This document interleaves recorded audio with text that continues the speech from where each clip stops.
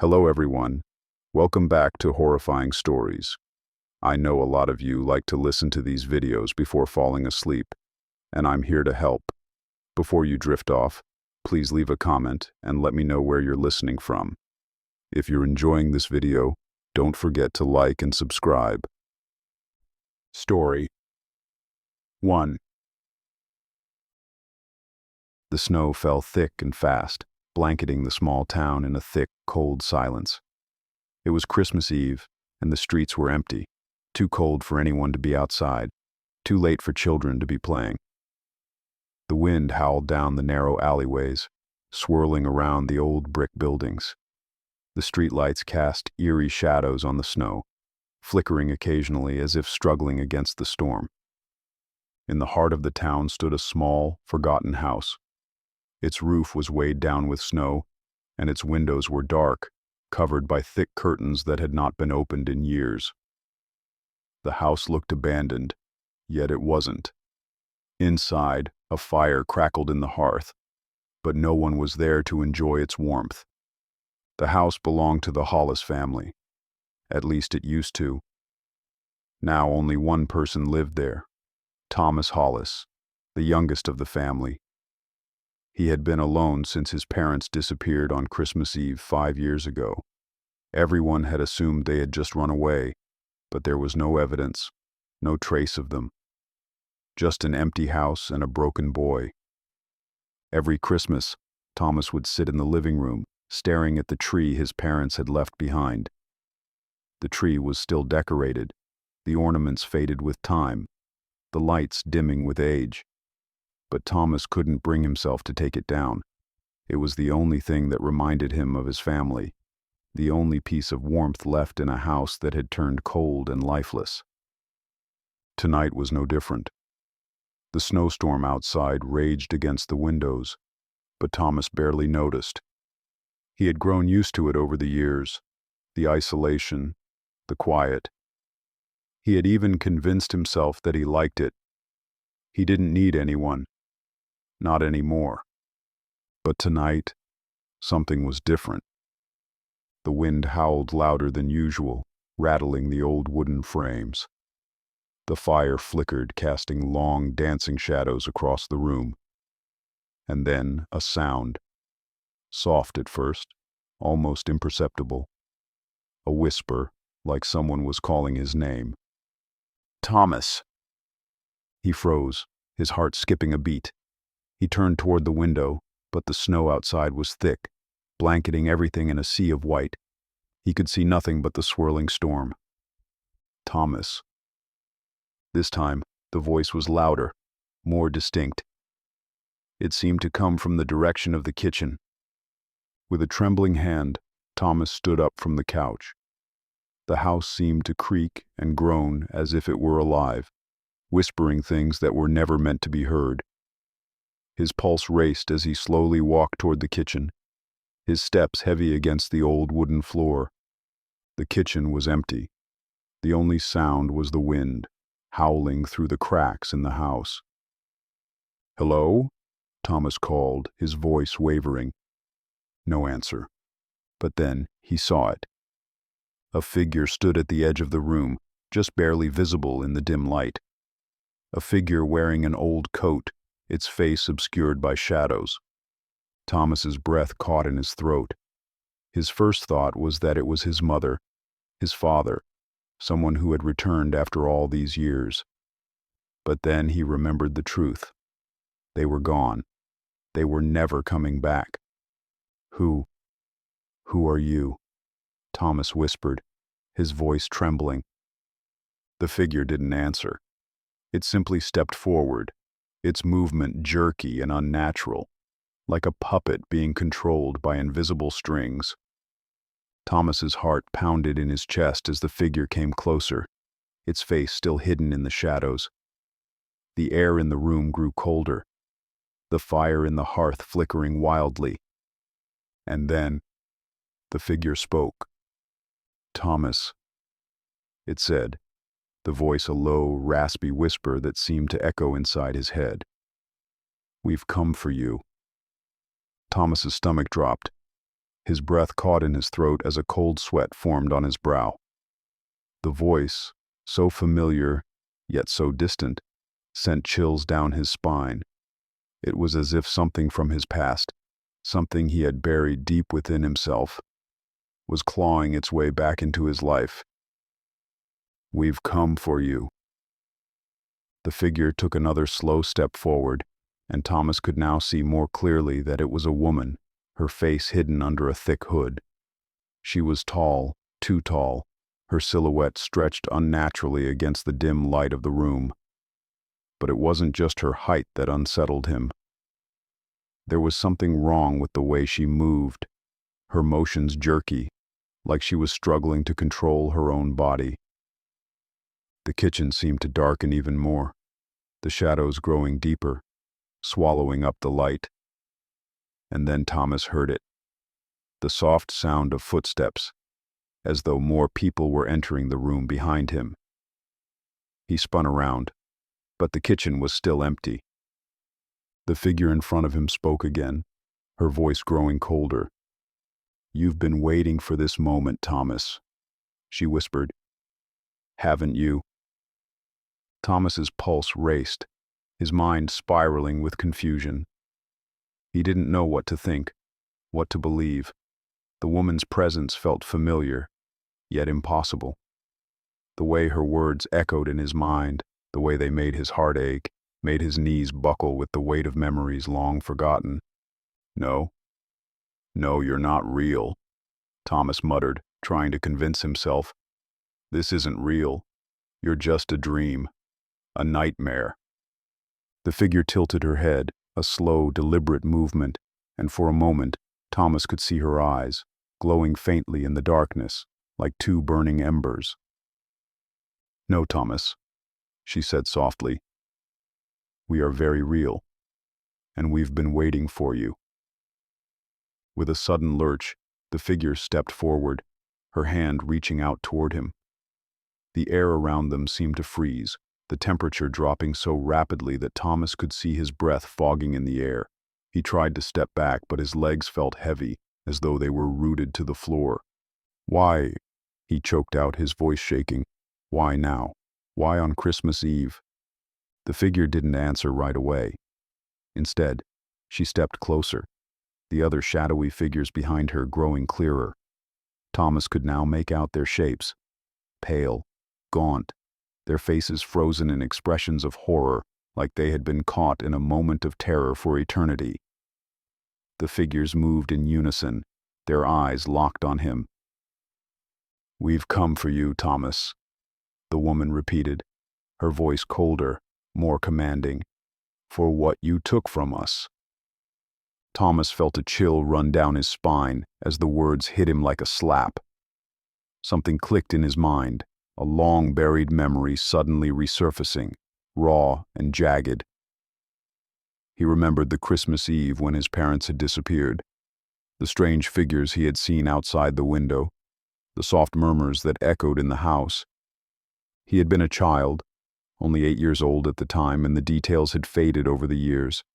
But now, in this moment, it all came rushing back. His parents had been involved in something dark, something that he didn't understand. And whatever it was, it had come back for him now. "I didn't," Thomas stammered, his mind struggling to piece everything together. "I didn't take anything. I don't understand." The woman reached forward, her fingers icy cold against his skin as she touched his cheek. "You don't remember, do you?" she asked, her voice soft but chilling. "You don't remember what your parents did to us, Thomas? But we remember. We remember everything." The figures around her began to move closer, closing the distance, their hands reaching toward him. Thomas's heart pounded in his chest, panic flooding his mind. He backed away, stumbling into the table, knocking over an old family photo. The glass frame shattered, scattering across the floor. But Thomas couldn't focus on the broken glass. He could only focus on the cold hands that were closing in on him. "No, please," Thomas pleaded, his voice desperate. "I don't remember. I didn't do anything. Please, just let me go." But the woman's expression remained unchanged. She took another step closer, her presence suffocating. The room grew colder still, the air thick with the weight of centuries of grief and rage. "You took something precious from us," the woman whispered, her voice barely audible above the howling wind. "And now, we've come to take it back." Suddenly, Thomas felt an overwhelming pressure in his chest. It was as though the air itself had become too thick to breathe, and every inhale was a struggle. His vision blurred, his hands shaking uncontrollably. The figures surrounding him began to blur together, their faces morphing into something monstrous, something twisted. He tried to scream, but no sound came out. The woman's face was inches from his now, her cold breath washing over him as she whispered in his ear, "This is what happens when you forget." The last thing Thomas remembered before everything went black was the haunting sound of the figure's footsteps, slowly marching away from him, leaving him in the cold, dark room, alone, trapped in the depths of his own forgotten nightmares. Thomas's breath came in ragged gasps as the darkness around him thickened. The cold that had once been so unbearable had now become a suffocating presence, pressing in on him from all sides. He couldn't move, couldn't speak. His body felt like it was made of stone, rooted to the floor, unable to escape. The last thing he had heard before the cold overtook him was the faint echo of those hollow footsteps, slowly fading away into nothing. He tried to blink, to clear his mind, but his eyes were sluggish, heavy. It was as if he was trapped in a fog, his thoughts swirling and elusive, drifting farther away the more he tried to grab onto them. And yet, amidst the haze, one thought lingered. He remembered his parents. The memories, blurry at first, began to return like fragments of a broken puzzle. Their faces, their voices, the warmth of Christmas mornings, all seemed to slip through his fingers like sand. But one thing, one chilling detail, stood out from all the others. He remembered the strange men that had come to their house that night. Tall, shadowed figures, their faces covered, their eyes cold and unfeeling.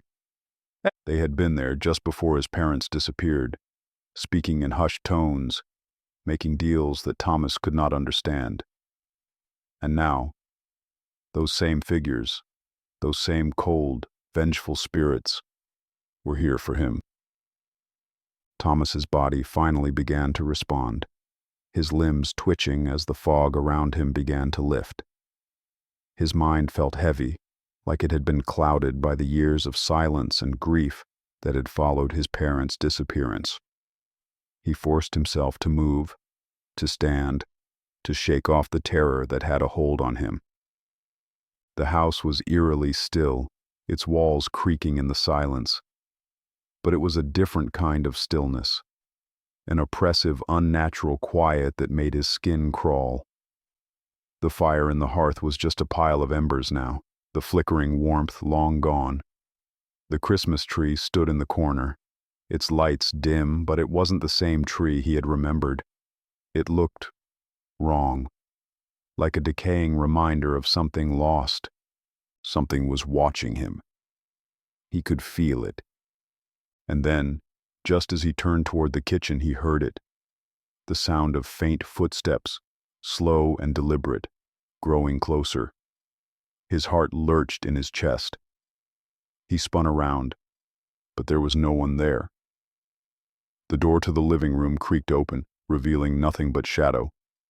Thomas's breath caught in his throat. There, standing just at the edge of the threshold, was a figure. Tall, cloaked in black. It was the woman, but her face was now fully visible, and what he saw made his blood run cold. Her face was pale, too pale, like porcelain.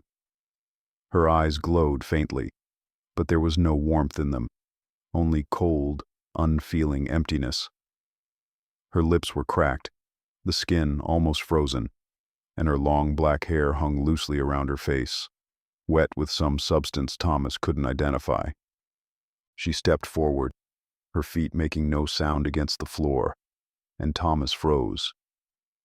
Her presence seemed to distort the air itself, making it thick and heavy, like the weight of the world was pressing down on him. "You remember now, don't you, Thomas?" Her voice was low, smooth, but filled with an unsettling echo, as if there were many voices speaking in unison. "The price of forgetting." Thomas took a shaky step backward, his mind racing. He wanted to scream, to run, to do anything to escape. But he couldn't. His feet were glued to the floor, his body paralyzed with fear.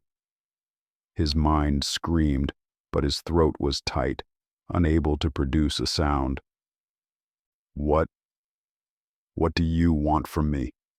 Thomas managed to croak, his voice hoarse with fear. The woman tilted her head, her eyes narrowing as she studied him. There was a long, uncomfortable silence, and Thomas could hear his heart pounding in his ears. "You know," she whispered, "you know exactly what we want." Suddenly the house seemed to come alive with movement.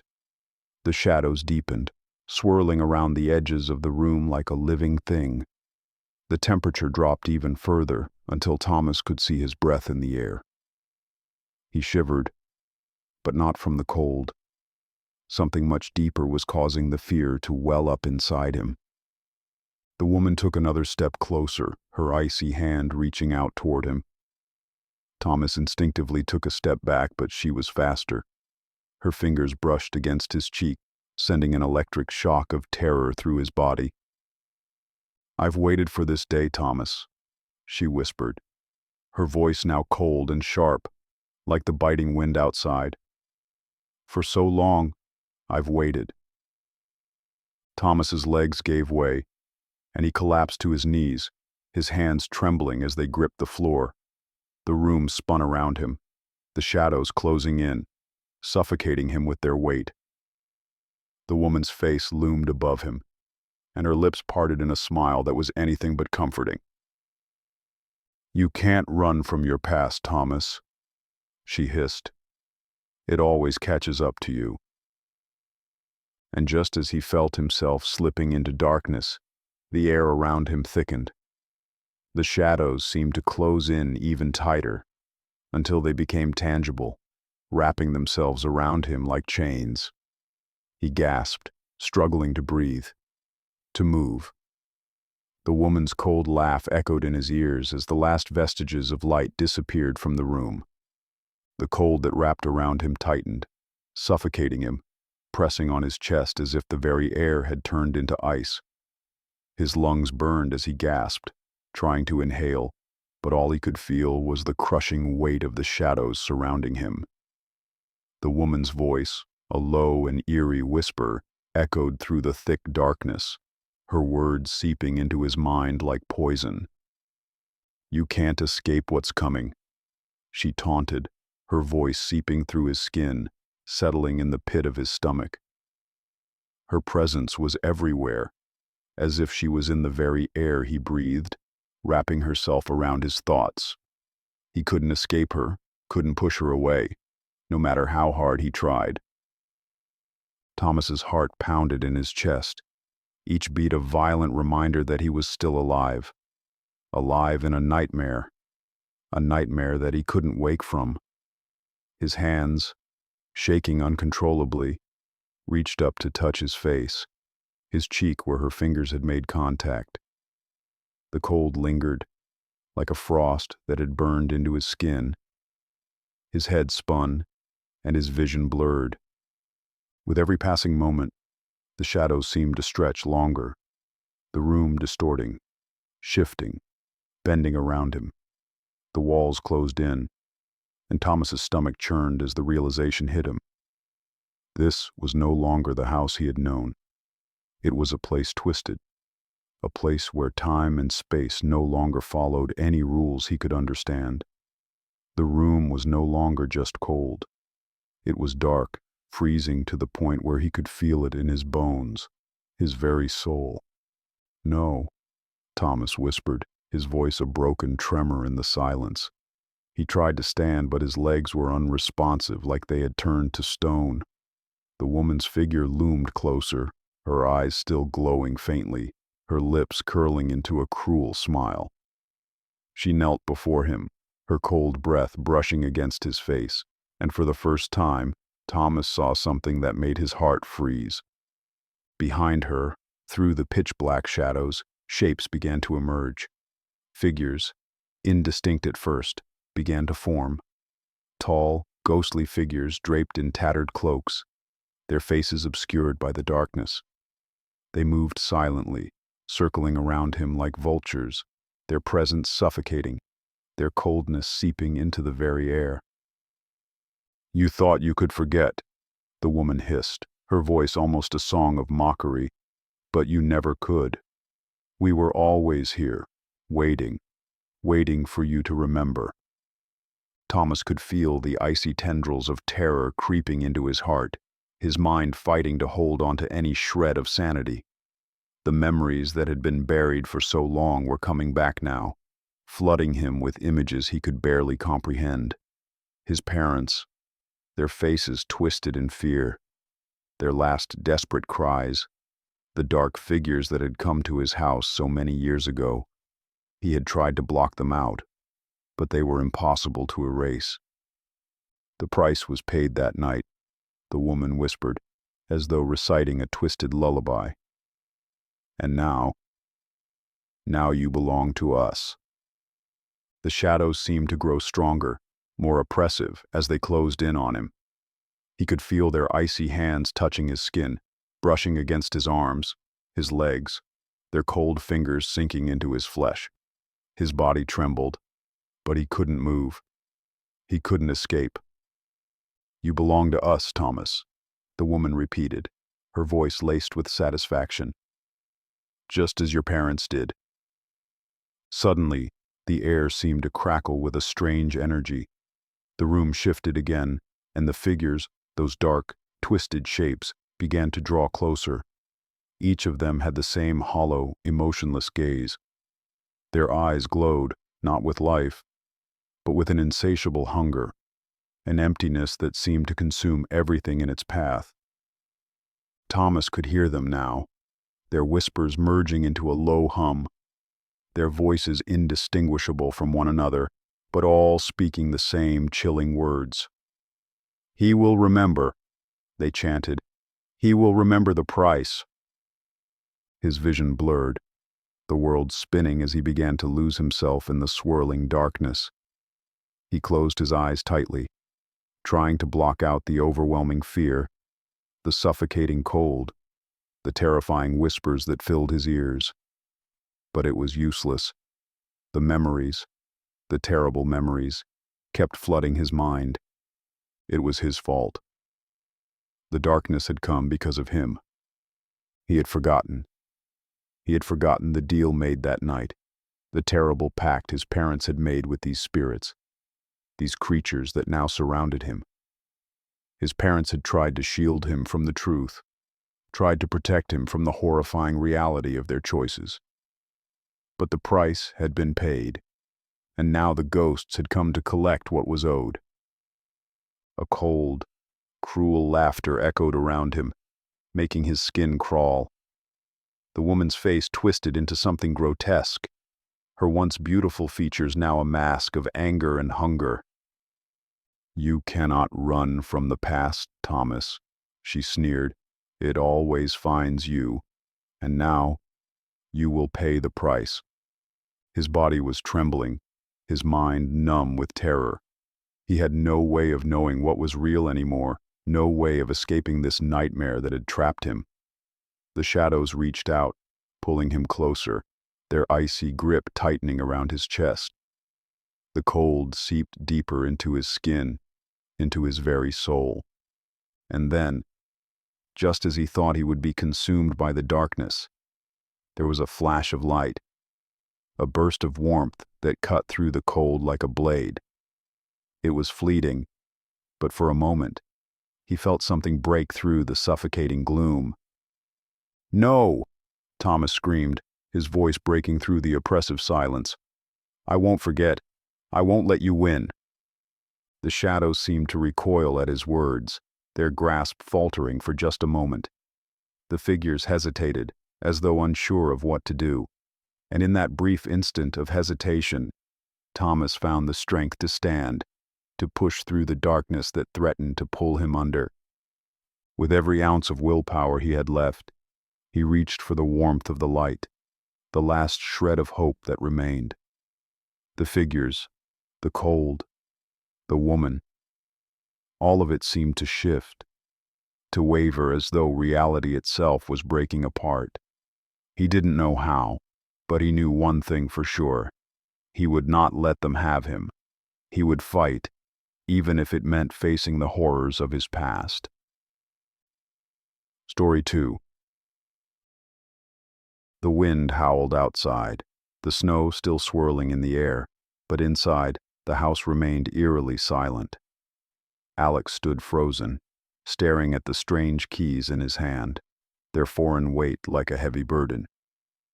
The cold that had once been outside now seemed to creep inside his skin, spreading through his bones, sending chills that made him shiver uncontrollably. The feeling that something was terribly wrong was growing stronger with every passing second, but it wasn't just the keys. The whole situation felt off. How had they ended up in his car? Who else could have been there? He was alone when he had parked in his driveway. There was no logical explanation. A faint sound broke the silence, his phone vibrating on the kitchen counter. Alex jumped at the noise, his heart racing. He hurried to grab it, hoping it might bring some comfort or clarity, but the name on the screen made his stomach twist. It was his sister, Emma. She had called earlier that day to wish him a Merry Christmas, and they'd joked about plans for New Year's, but now, seeing her name on the screen filled him with dread. His finger hovered over the screen, hesitating, his heart pounding against his ribcage. With a deep breath, Alex answered the call. "Alex?" Emma's voice came through, trembling, and he could hear the panic in her tone. "Alex, you need to come back to the house now. Please, I don't know who else to call." The panic in her voice made his chest tighten. "What happened? Emma, what's going on?" "I don't know. There's something wrong with the house. Something's here." Her voice broke, and Alex could hear her breathing heavily in the background. "I keep hearing things. In the walls. In the attic. It's not just the wind. It's like something's moving. I don't feel safe here anymore." Alex's stomach dropped. "Emma, are you sure? You're scaring me." I know, but I'm not alone. I swear there's someone, or something, watching me." Her voice was barely above a whisper now. "I'm locked in my room, I can't." The call cut off, leaving Alex with nothing but the eerie silence of the house and the distant wind howling outside. His hand clenched around the phone, his mind racing. Something was definitely wrong. He couldn't just sit here and do nothing. Without thinking, Alex grabbed his coat, his shoes, and rushed out the door. The wind slammed against him as he made his way to his car, the snow falling harder now, the world around him turning into a thick blur of white. His breath came in frantic gasps, but he couldn't slow down. His sister was in danger, and he needed to get to her. As he drove, the thought of what she had said, the movement in the walls, the strange feeling of being watched, sent chills up his spine. He tried to rationalize it. Maybe it was just the isolation of the house, maybe it was just her imagination running wild. But deep down, he couldn't ignore the nagging feeling that there was something more sinister at play. The drive felt like an eternity. The roads were slick with ice, and the wind only made it harder to see. But eventually, the familiar outline of his childhood home appeared in the distance, barely visible through the storm. His heart skipped a beat, but before he could even get out of the car, he noticed something that stopped him dead in his tracks. The house looked different. It was as if it had changed in some subtle, unnatural way. The windows, once warmly lit, were now dark. The front door was wide open, swaying slightly with the wind. Alex's throat tightened, his eyes scanning the house, looking for any sign of Emma. But there was nothing, just emptiness.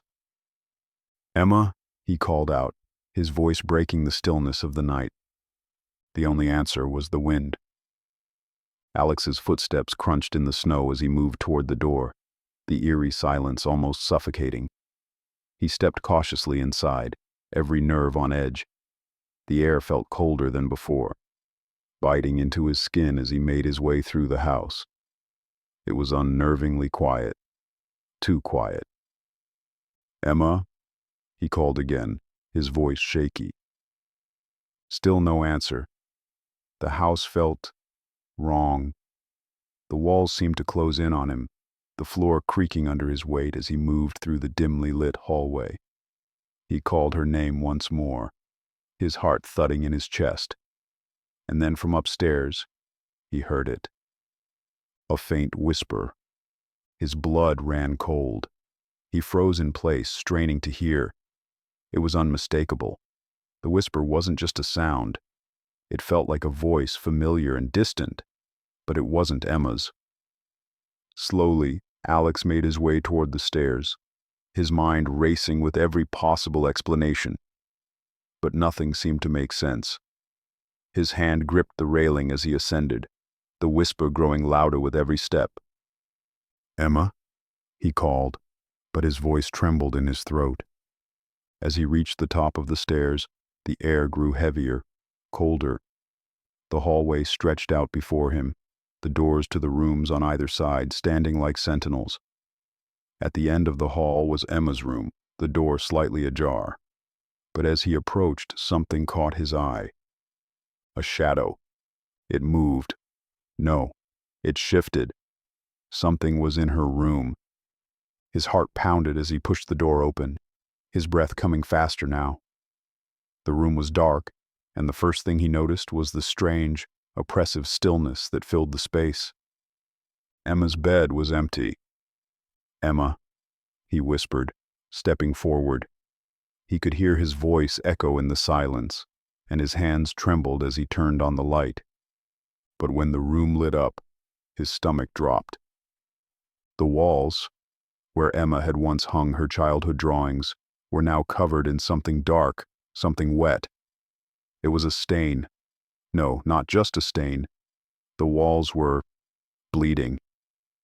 He backed away, his mind racing. What was happening here? What was all of this? A sudden crash behind him made him spin around, his heart in his throat.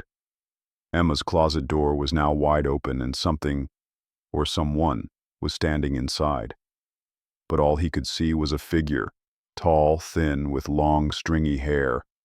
It was a woman, but her face was twisted, her skin pale and stretched too thin, like she had been long dead.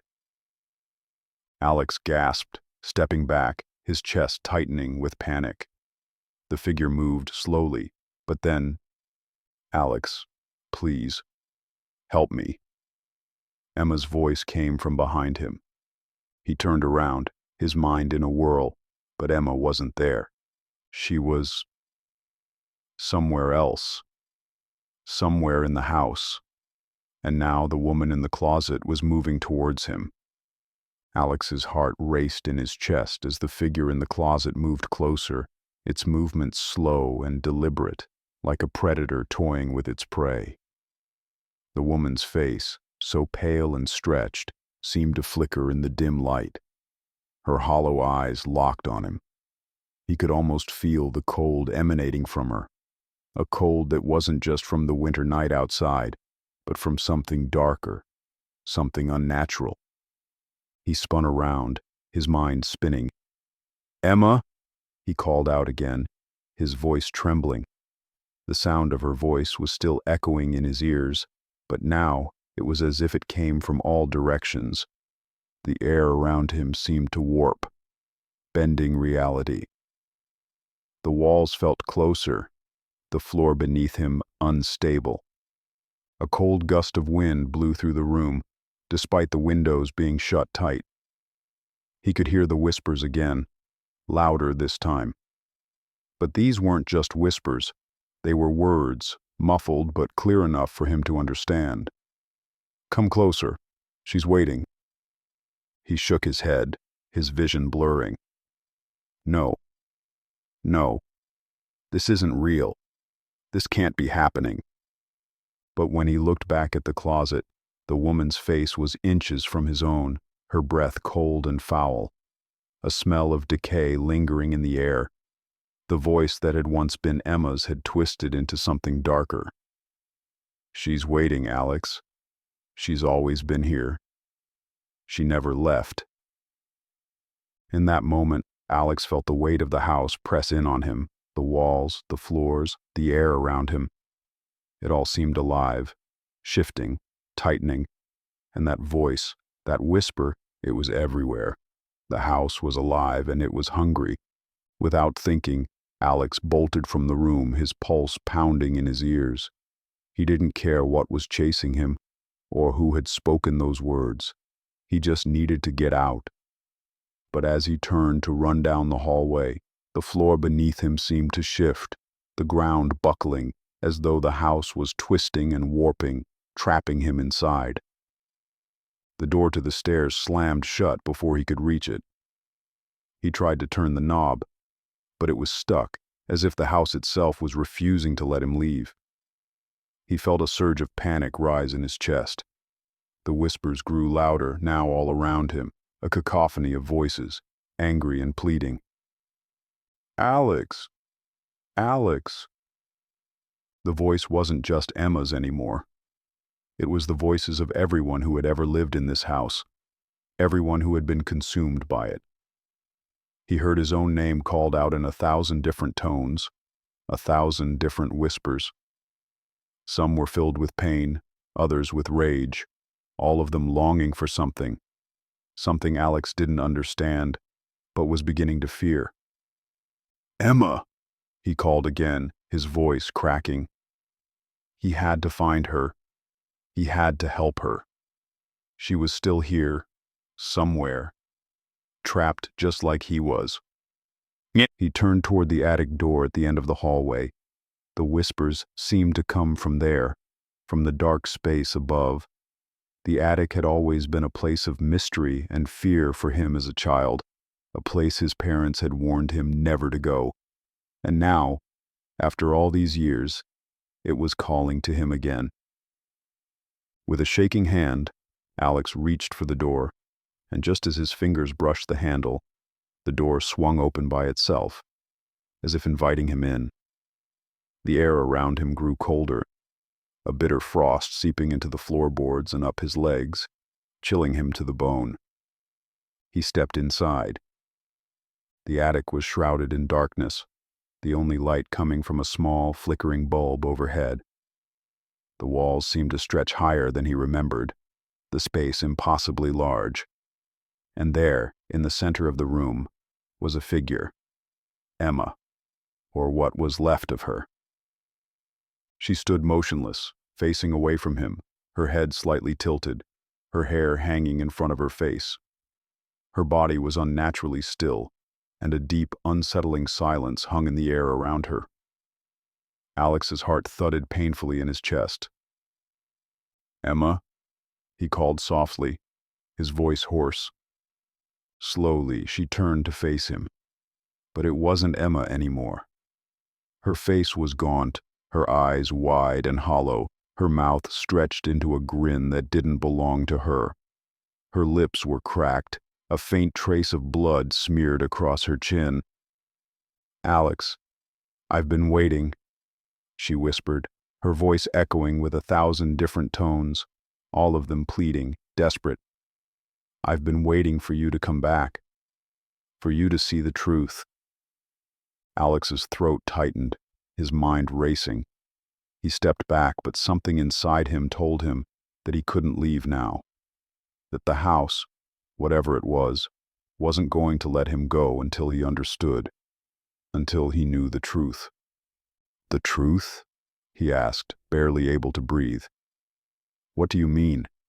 Emma, where are you? What's happening?" The figure of his sister reached out toward him, her long fingers stretching, impossibly long. Her nails were cracked and yellow, and as they touched his arm, an icy chill shot through him, burning his skin. "You can't escape," she whispered, her voice becoming distorted. 1,000 voices blended into one. "No one ever leaves. No one." And then, the room around him began to shift again. The walls seemed to pulse, bending and stretching as though the house itself was alive, breathing, swallowing everything around him. The floor beneath him cracked open, revealing the darkness below, a gaping abyss that threatened to pull him under. "Alex!" the figure of Emma screamed. But it wasn't Emma anymore. It was the house, the voices, the spirits trapped inside, all calling to him, dragging him closer to the edge. He screamed, trying to pull away, but it was too late. The darkness consumed him, the cold suffocating him, and in that moment, Alex realized that there was no escaping. The house had claimed him, just like it had claimed so many before him. And now, he was part of it, trapped forever in the twisted labyrinth of its walls. The darkness seemed to swallow Alex whole, pulling him deeper into its cold, suffocating grip. His body felt as if it was no longer his, weighed down by an oppressive force that numbed his limbs. His breath came in ragged gasps, his chest tight, but no matter how hard he struggled, he could not free himself. The world around him was nothing but a blur of shadow and cold. And then a voice, soft, distant, spoke to him from the depths of the black void. It was a voice that sounded both familiar and foreign at once, like a memory that just eluded his grasp. "Alex," the voice whispered. His heart skipped a beat. It sounded like Emma. But no, it couldn't be. She was gone. She was part of this nightmare. Yet, the voice was unmistakable. "Emma!" he rasped, his voice shaking with desperation. The darkness seemed to pulse as if in response, and the temperature around him dropped even further, until he felt as though his very soul was being frozen. A figure appeared in the distance, a pale silhouette, a faint outline in the shadows. It was Emma, or at least the thing that used to be her. She stood there, her figure shifting and flickering, like a flame struggling to stay lit in a violent wind.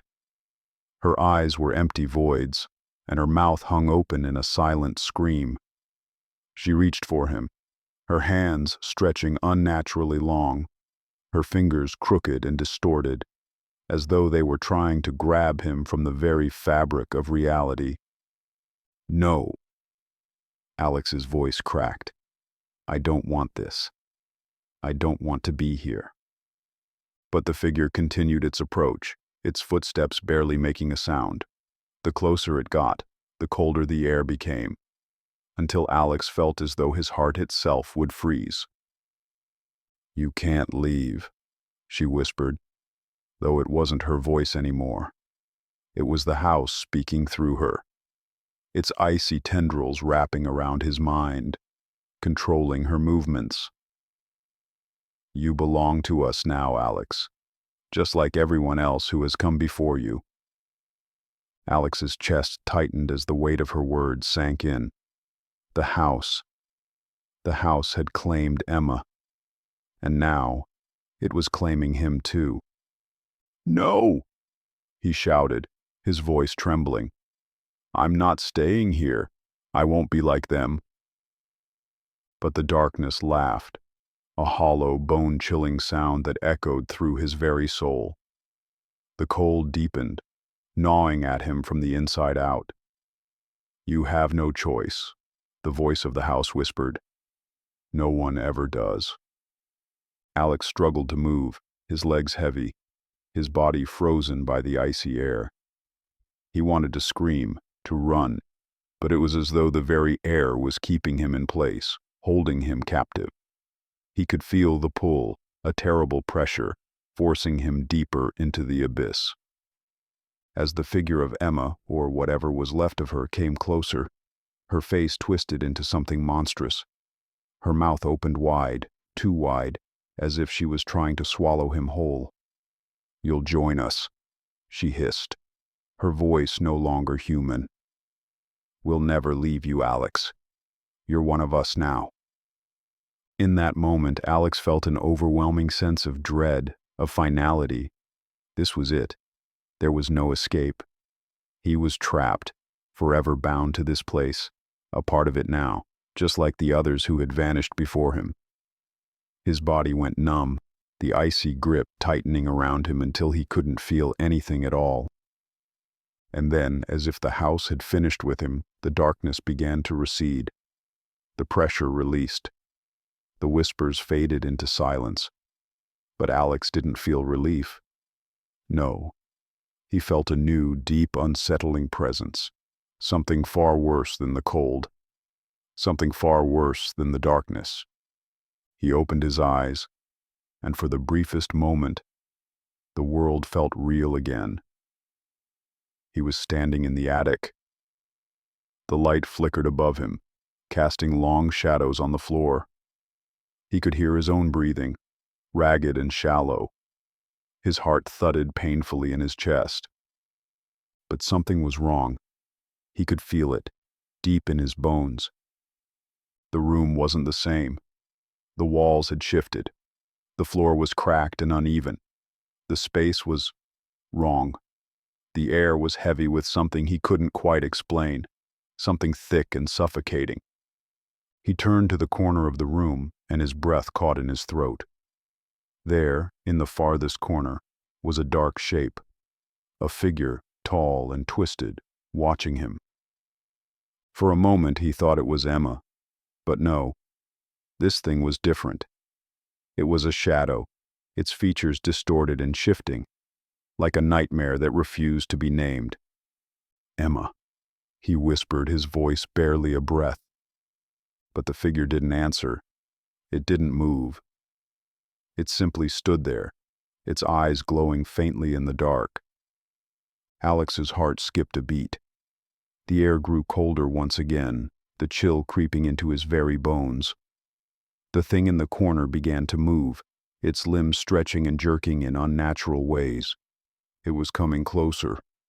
Without thinking, Alex turned and bolted toward the door.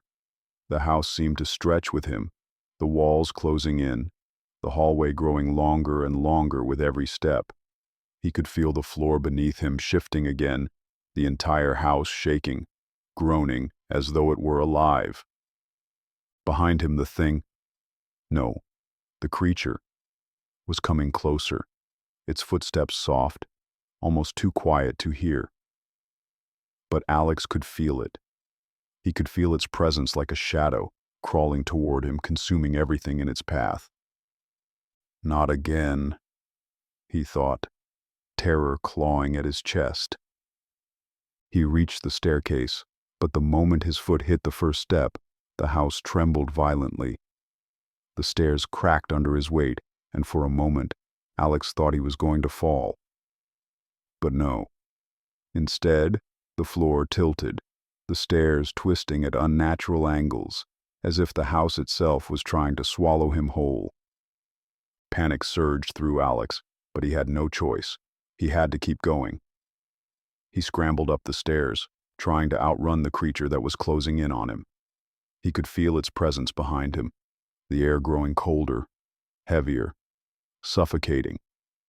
With every step, the house seemed to grow darker, the shadows longer. It was closing in on him, trapping him inside.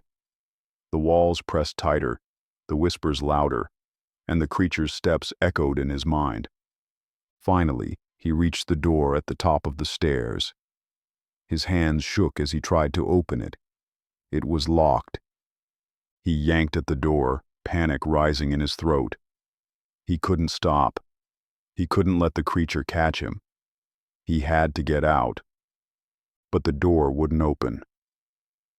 With a scream of frustration, Alex turned to face the creature, and then, just as he had feared, the thing emerged from the shadows, its face barely visible, but its eyes, those glowing eyes, burned through him. "Alex," it whispered, and in that moment, Alex knew there was no escape. The house had already claimed him. Story 3. The Christmas season had always been a time of warmth, joy, and family. The air was filled with the smell of pine and cinnamon, the sound of carolers singing, and the glow of twinkling lights. It was a season that brought people together, a time to forget the worries of the world and focus on what truly mattered. But for Sarah, this Christmas would be different. It would be a Christmas she would never forget. A Christmas that would haunt her for the rest of her life. It had started innocently enough. Sarah and her husband, Mark, had decided to spend the holidays at a cabin in the mountains. It was a small, secluded place, the perfect getaway from the hustle and bustle of city life. They had rented it through a website, and from the photos, it looked charming. Cozy, with a stone fireplace and a beautiful view of the snow-covered mountains. When they arrived, the cabin was even more picturesque than they had imagined. The snow was falling gently, covering the ground in a soft white blanket. The air was crisp and fresh, and the only sounds were the crunch of snow underfoot and the distant call of a bird. It was the perfect setting for a peaceful Christmas. However, there was something off about the cabin from the moment they stepped inside. The interior was much colder than it should have been, despite the fireplace crackling warmly in the living room. The walls seemed to creak and groan, as though the house itself were alive, shifting and sighing with every movement. But Sarah brushed it off. It was an old cabin after all. A little noise here and there was to be expected. They unpacked their things, decorated the tree, and settled in for the night. The snowstorm outside grew stronger, and they were happy to be inside, safe and warm. Mark poured them both a glass of wine, and they sat by the fire, talking about their plans for Christmas dinner and enjoying the peacefulness of their surroundings. But as the evening wore on, Sarah began to feel uneasy. It was a strange, gnawing sensation that she couldn't shake, like someone, or something, was watching her. At first, she thought it was just the isolation of the cabin playing tricks on her mind. But the feeling grew stronger, more persistent. She would glance over her shoulder, certain that she saw movement out of the corner of her eye. But when she turned, the room was empty. "Are you okay?"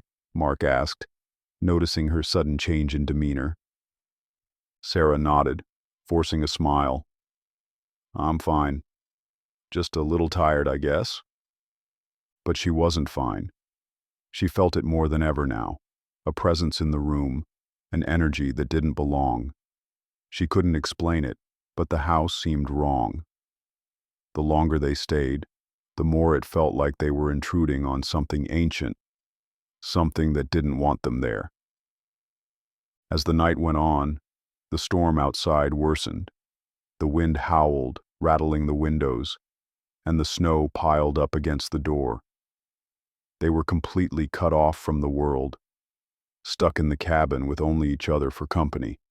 The power flickered a few times, but each time it came back on. Still, the unease in Sarah's chest only grew. That night, as they settled into bed, the air in the room grew colder. Mark, already asleep beside her, didn't seem to notice, but Sarah could feel it. Something was watching her from the shadows. She lay there in the darkness, unable to sleep, her mind racing. Suddenly, she heard a faint sound, a soft creaking, like footsteps in the hallway. Her heart skipped a beat. The cabin was old, but the floors were thick, the kind of creaks and groans that came from age, not from someone walking around. The footsteps grew louder, closer, until they were right outside their door. Sarah's breath caught in her throat. She turned toward Mark, but he was still asleep, completely unaware of the creeping dread that filled the room. The door handle slowly turned. Sarah held her breath, straining to hear. She couldn't move, couldn't speak. The door creaked open ever so slightly, just enough for her to see a shadow in the dim light. But it wasn't Mark. It wasn't anyone she recognized. It was a tall figure, cloaked in black, with hollow, empty eyes staring at her from the darkness. "Mark," Sarah whispered, but her voice barely escaped her throat. The figure stepped forward, its movements slow and deliberate. It was like it was waiting for something, as though it knew Sarah could do nothing but watch in terror. The air grew colder still, the room now filled with the unmistakable presence of death itself. And then, just as suddenly as it appeared, the figure was gone. The door slammed shut. Sarah gasped for air, her heart pounding in her chest. She shook Mark awake, her hands trembling. "Mark, wake up. Something's in the house." Mark groggily sat up, looking at her with confusion. "What? What are you talking about?" Sarah pointed to the door, her voice shaky. "There's someone in the house. I saw them. They were standing right there." Mark looked at the door, then back at her. "There's no one here, Sarah. It's probably just the storm messing with your head. You're imagining things." But Sarah knew what she had seen. She could still feel the presence in the room, the coldness that lingered, the way the air seemed to hum with tension. She knew she wasn't imagining it. She wasn't crazy. The next day, despite the storm still raging outside, Sarah and Mark decided to leave. They packed their bags quickly, anxious to get away from the cabin that had started to feel more like a tomb than a home. But as they tried to open the door, they found it wouldn't budge. The snow outside had piled up so high against the door that it was completely blocked. They were trapped. Panic set in. Mark tried to push the door open, but it wouldn't move. Sarah stood by, watching in horror as the door remained immovable. The house had trapped them, just like it had trapped everyone before them. As the hours passed, the temperature inside the cabin dropped even further. They lit the fireplace, but it did little to combat the chill. And then, as night fell again, Sarah heard it. The footsteps. Closer now, coming down the stairs, the unmistakable sound of someone or something moving through the cabin. Sarah felt her stomach churn. She could hear the figure, its footsteps growing louder, getting closer and closer. And then, as the footsteps reached the living room, Sarah saw it again, the tall figure, cloaked in black, standing in the doorway. Its eyes glowed in the darkness, empty and lifeless, staring at her with a gaze that sent a cold shiver down her spine. She tried to scream, but no sound came out. The figure stepped forward, its movements slow and deliberate. "Sarah," it whispered. And just like that, the world went black. Mark never saw Sarah again. And the cabin, hidden deep in the mountains, continues to trap anyone who dares to step inside. No one knows what happened to them. No one knows what it is that haunts the house. But one thing is certain: the spirit of Christmas is long gone. As the days passed, the storm outside raged on, fierce and unrelenting. Mark was left in the cabin alone, the absence of Sarah's voice haunting the cold walls. He searched every inch of the cabin, calling her name over and over, but there was no answer, no sign of her. The wind howled through the broken windows, and the eerie silence of the cabin pressed down on him like a heavy weight. Desperation set in. With the door still blocked by the thick snowdrifts, Mark was trapped. He felt as though the house itself was suffocating him, pulling him deeper into its web of darkness and despair.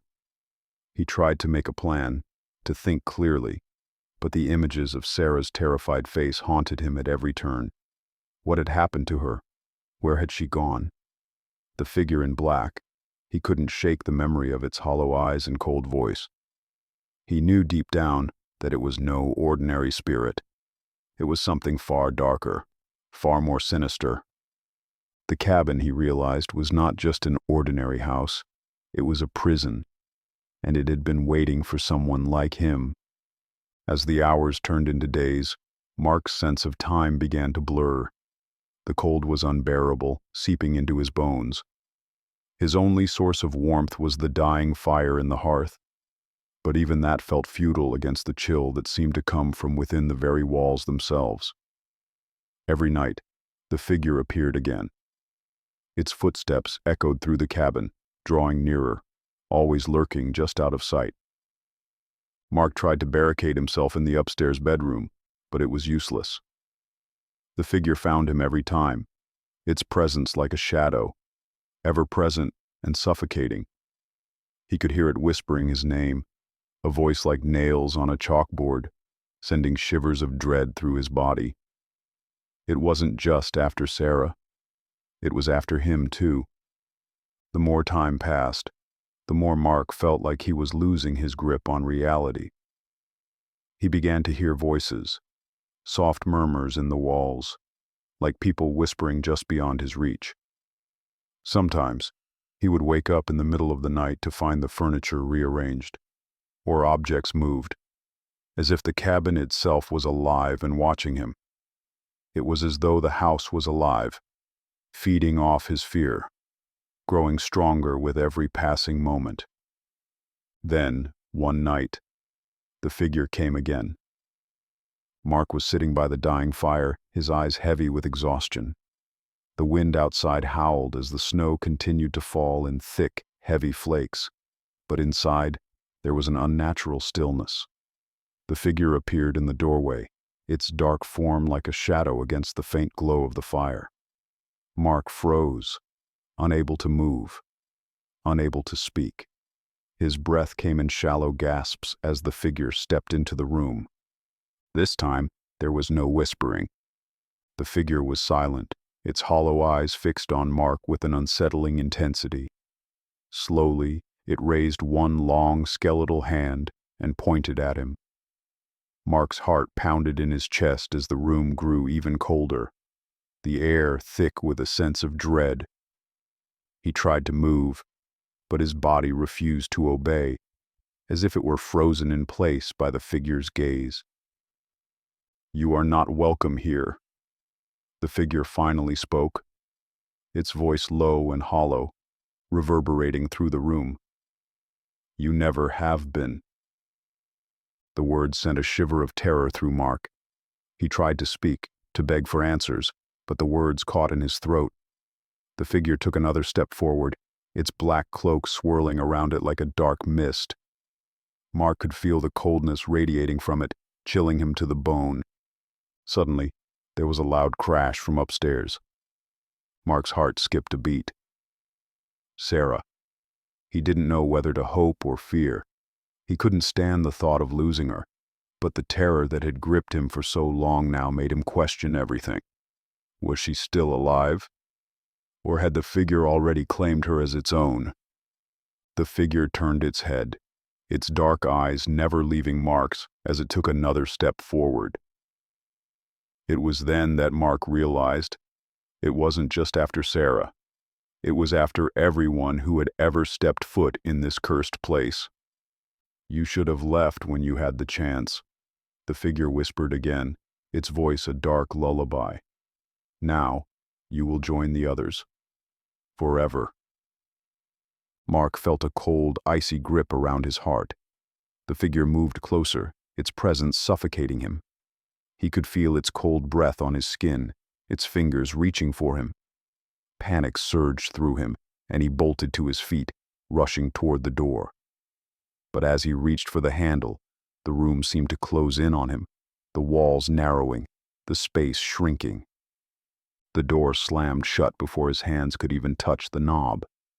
He turned, his breath coming in frantic gasps. The figure was standing in front of him now, blocking his way. "Leaving is not an option," it said, its voice now a low growl. "You belong to this place, just like Sarah, just like everyone before you." Mark backed away, his mind racing, his heart pounding in his chest. He had to escape. He had to find a way out. But the figure wasn't done yet. With a swift, terrifying motion, it reached out and grabbed him by the arm, its fingers like ice, its grip unyielding. Mark cried out in pain, but the figure didn't release him. Instead, it pulled him toward the fireplace, where the flames flickered weakly, casting long, grotesque shadows on the walls. "You'll never leave," the figure whispered, its voice now a harsh, mocking tone. "You will stay here, trapped in this endless night." Mark struggled, trying to break free, but it was no use. The figure was too strong, its grip like iron. And as it dragged him toward the hearth, Mark knew, with a cold certainty, that he was never going to escape. He would never see the light of day again. The house had claimed him, just like it had claimed so many others before him. And now, trapped in the endless dark, he would become just another lost soul, wandering the halls of the cursed cabin, forever trapped in its grip. Sarah was gone. He was gone. And the cabin remained, forever waiting, forever hungry, its doors forever closed to the outside world. And so, the legend of the cabin in the mountains grew, spreading from one generation to the next, a warning to anyone who might be foolish enough to venture too close to its dark embrace. Some say they still hear the whispers on the wind, the sound of footsteps in the snow, the faintest traces of a long-forgotten nightmare. No one knows for sure. But one thing is certain: the cabin never forgets.